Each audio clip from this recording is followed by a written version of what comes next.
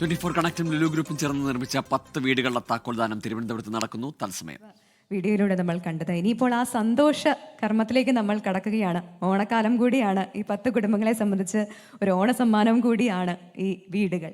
അപ്പോൾ നമുക്കിനി ആ താക്കോൽദാന ചടങ്ങിലേക്ക് കടക്കാം. ഏറെ സ്നേഹത്തോടെ ശ്രീ എം എ യൂസഫ് അലി സാറിനെയും SKN സാറിനെയും വേദിയിലേക്ക് വീണ്ടും സ്വാഗതം ചെയ്യുന്നു.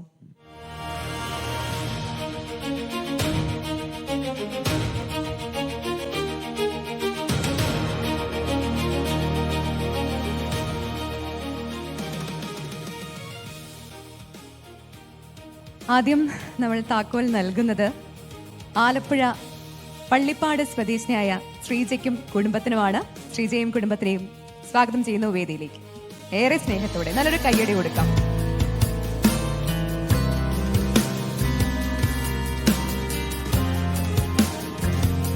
കയ്യിലുള്ള സമ്പാദ്യങ്ങളെല്ലാം കൂട്ടിവെച്ചും കടം വാങ്ങിയുമൊക്കെയാണ് സ്വന്തമായൊരു വീട് എന്ന സ്വപ്നത്തിലേക്ക് ആലപ്പുഴ പള്ളിപ്പാട് സ്വദേശികളായ ശ്രീജയും സതീഷ് ചന്ദ്രനും നടന്നെടുത്തത്. ഇതിനിടെ മരം വെട്ടുകാരനായിരുന്ന സതീഷ് ചന്ദ്രൻ മരത്തിൽ നിന്ന് വീണ് അപകടമുണ്ടായി. ഇതോടെ ജോലിക്ക് പോകാൻ കഴിയാതെയായി. ചികിത്സയ്ക്ക് മാത്രം വലിയൊരു തുക വേണ്ടി വന്നു. വീട് നിർമ്മാണം തുടങ്ങാനുമായില്ല. സ്വന്തമായി വാങ്ങിയ 5 സെന്റ് സ്ഥലത്ത് ഷെഡ് നിർമ്മിച്ച് താമസം തുടങ്ങി. ശ്രീജ ജോലി നോക്കിയിരുന്ന സൂപ്പർ മാർക്കറ്റിന്റെ ഉടമ വഴിയാണ് 24 കണക്റ്റുമായി ബന്ധപ്പെടുന്നത്. ഒടുവിൽ അപ്പോൾ അതാണ് ശ്രീജയുടെ കഥ. രണ്ടാമതായി ഏറെ സ്നേഹത്തോടെ സ്വാഗതം ചെയ്യുന്നു ഇടുക്കി സ്വദേശിനിയായ ഡാലിയയും കുടുംബത്തെയും. വരൂ,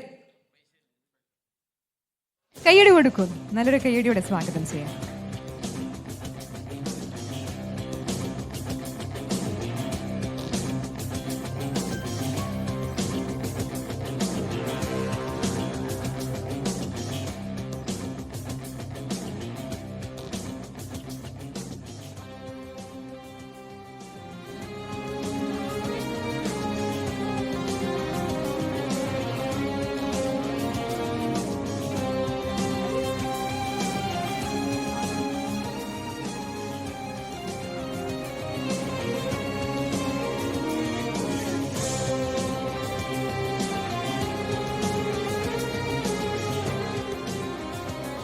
മൂന്നാമത്തെ ആൾ തിരുവനന്തപുരം വെട്ടുകാട് സ്വദേശിനി രാധാമണി.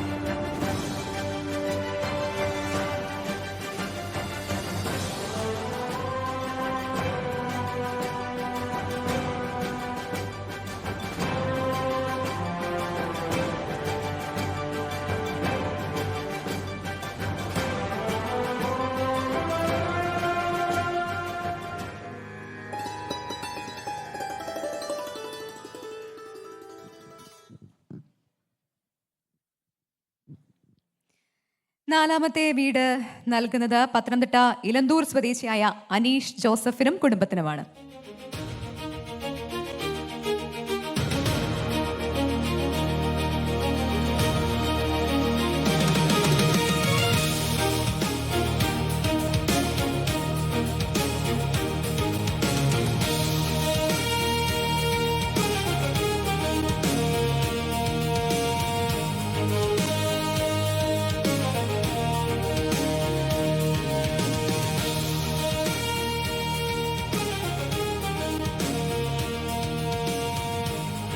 അഞ്ചാമത്തെ വീട് തിരുവനന്തപുരം മടവൂർ സ്വദേശിനി ലതിക.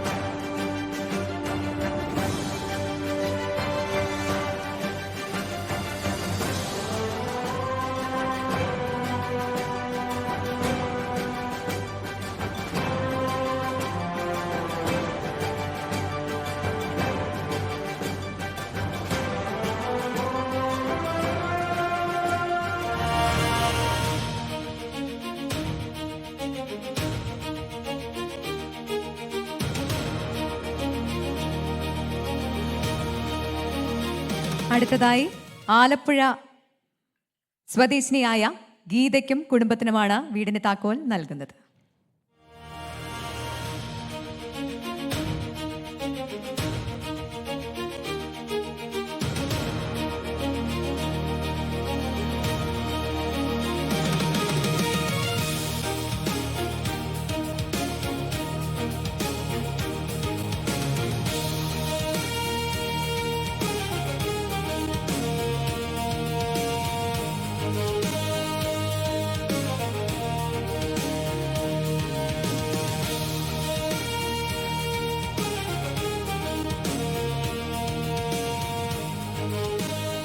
ഇനി ഏഴാമത്തെ വീടിന്റെ താക്കോൽ ദാനമാണ് തൃശൂർ സ്വദേശി ജാസ്മി.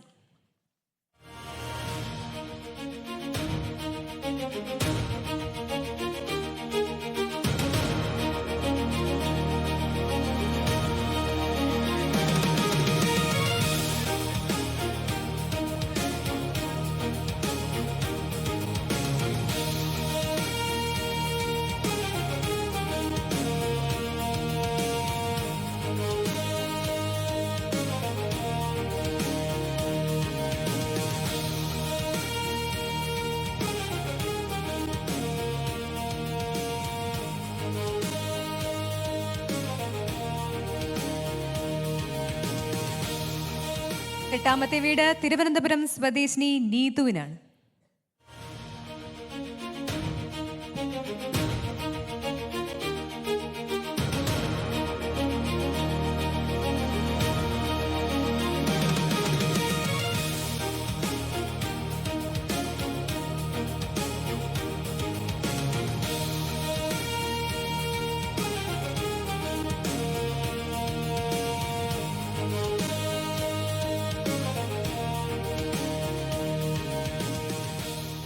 ഒമ്പതാമത്തെ വീടിന്റെ താക്കോൽ നൽകുന്നത് എറണാകുളം പറവൂർ സ്വദേശിയായ വിജി ഗോപിക്കാണ്.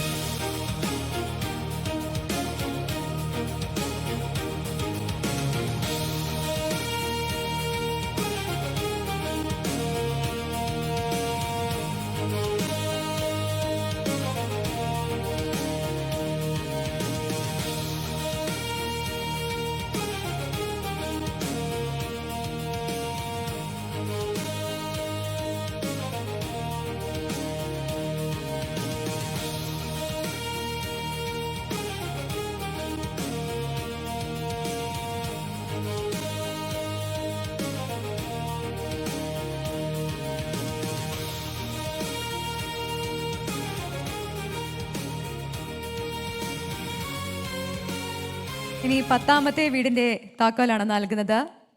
വയനാട് സ്വദേശിനിയായ സജനിക്കും കുടുംബത്തിനുമാണ് ആ വീട് നൽകുന്നത്. സജനി വരൂ.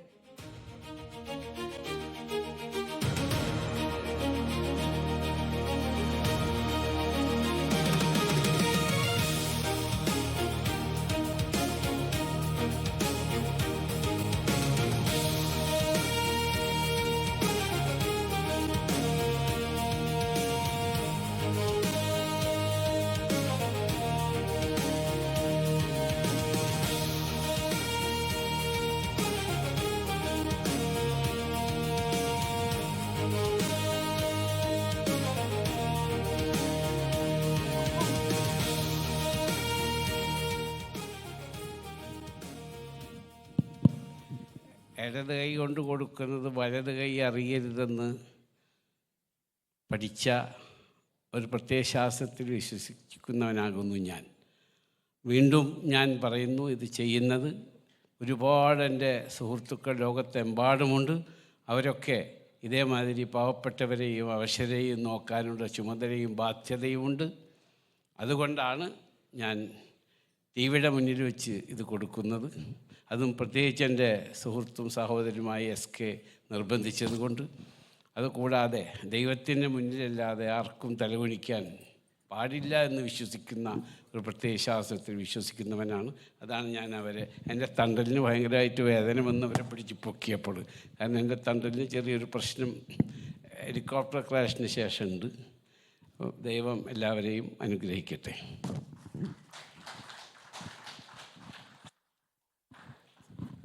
എന്തായാലും 25 പേർ കൂടി വീടുകൾ കിട്ടുന്ന ഒരു സംഭവമാണ്. വളരെ സന്തോഷം.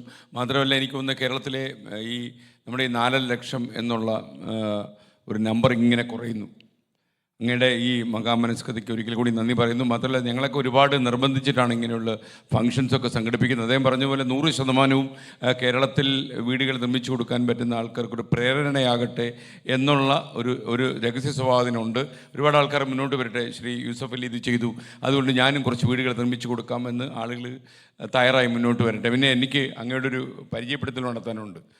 എൻ്റെ നാട് കൊട്ടാരക്കര താലൂക്കിലാണ്. അവിടെ കുന്നിക്കോട് എന്നൊരു സ്ഥലമുണ്ട്. അവിടെ PA തങ്ങൾ എന്ന് പറയുന്ന ഒരു മനുഷ്യനുണ്ടായിരുന്നു. പഴയ ഒരു ചലച്ചിത്ര നിർമ്മാതാവൊക്കെ അത് കുറേ മാന്ത്രിക പരിപാടിയൊക്കെ ഉണ്ടായിരുന്നു. അദ്ദേഹത്തിൻ്റെ മകൻ ഷബീർ കോയ തങ്ങൾ ഇവിടെ വന്നിട്ടുണ്ട്. ഈ ഷബീർ കോയ തങ്ങൾ നമ്മൾ ഒരേ കാലം കോളേജിൽ പഠിച്ചതാണ്, കൊല്ലം SN കോളേജിലൊക്കെ പഠിച്ചതാണ്.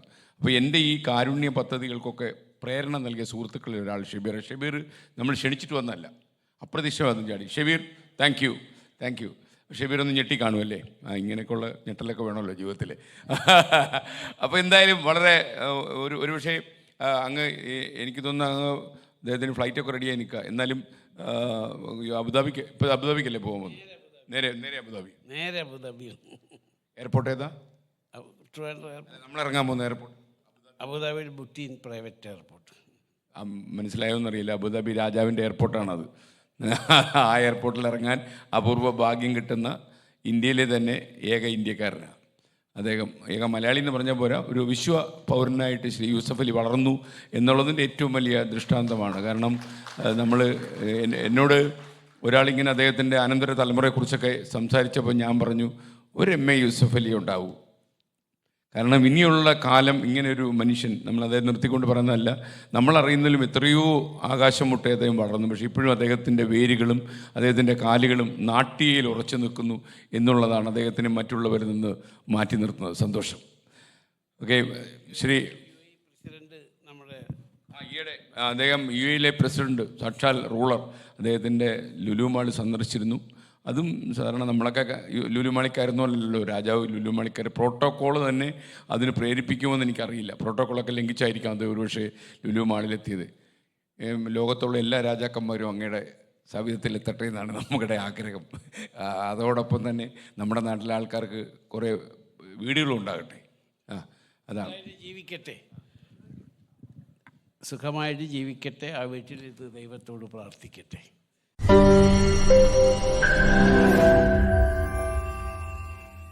ലോകത്തെവിടെയായാലും ഏത് സമയത്തും 24 വാർത്തകളും ഓഗ്മെന്റഡ് റിയാലിറ്റി പാക്കേജുകളും എക്സ്പ്ലെയിനറുകളും വിശദമായി കാണാൻ ഞങ്ങളുടെ YouTube ചാനൽ നിങ്ങൾക്ക് സബ്സ്ക്രൈബ് ചെയ്യാം.